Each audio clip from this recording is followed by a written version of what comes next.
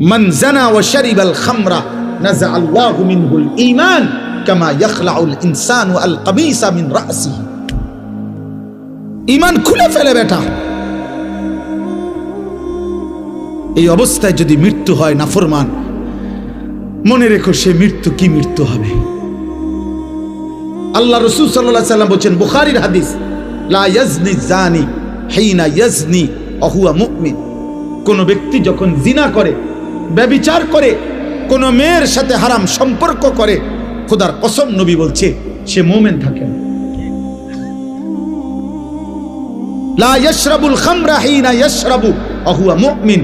নবীজি বলছে যে নেশাখোর মদ পান করে, আল্লাহ রাসূল বলছে সে মুমিন থাকে না।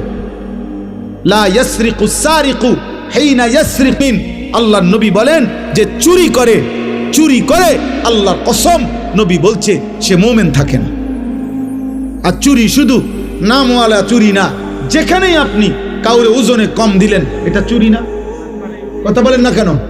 রাষ্ট্রের সম্পদ যারা চুরি করে তারা চোর না? জনগণের সম্পদ যারা চুরি করে তারা চোর না? ভদ্রলোক, আপনি কথা তো শুদ্ধ কর। একেবারে স্যুট পরা, বুট পরা, একদম টাই টুই লাগানো, আপনি তো বাস পান। মিথ্যা কথা বলেন। আপনি তো এক খোঁচা দিয়ে 100 কোটি টাকা মেরে দিচ্ছেন, তাহলে আপনি তো শুদ্ধ চোর।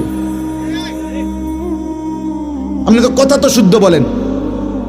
এই জন্য বললাম আব্বা, দুইটা শব্দ ইংরেজি বলা, প্যান্ট পরা, স্যুট পরা, শুদ্ধ ভাষায় কথা বলা, টাকা পয়সা উপার্জন করা, এর নাম মানুষ না। মানুষ ভিন্ন কিছু, ইনসান ভিন্ন কিছু, ভিন্ন কিছু। যদি বলেন আপনাদের হুজুরদের মধ্যে তো এরকম অনেকের থাকতে পারে ত্রুটি, হ্যাঁ থাকতে পারে, আমি কি অস্বীকার করছি নাকি? হুজুর হিসাব দিবে না? কথা বলে না কেন? ইমাম সাহেব হিসাব দিতে হবে না?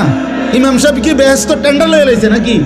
তাইলে বক্তা সাহেব কি বেহেশত? আমি কি এখন বেহেশত থেকে আসছি? আমি ক্যান্টনমেন্ট থেকে আসছি, সাবের বাজার থেকে। হিসাব আমাকেও দিতে হবে, আপনাকেও দিতে হবে। এজন্য আমিও চেষ্টা করি, আপনিও চেষ্টা করবেন। আমি তো আল্লাহকে সাক্ষী রেখে বলতে পারি ইনশাআল্লাহ।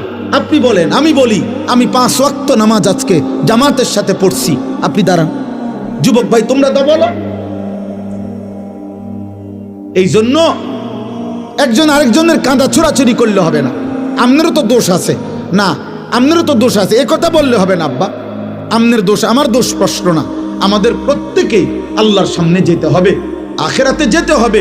এই গুনাহ থেকে বাঁচতে হবে, গুনাহ থেকে বাঁচতে হবে।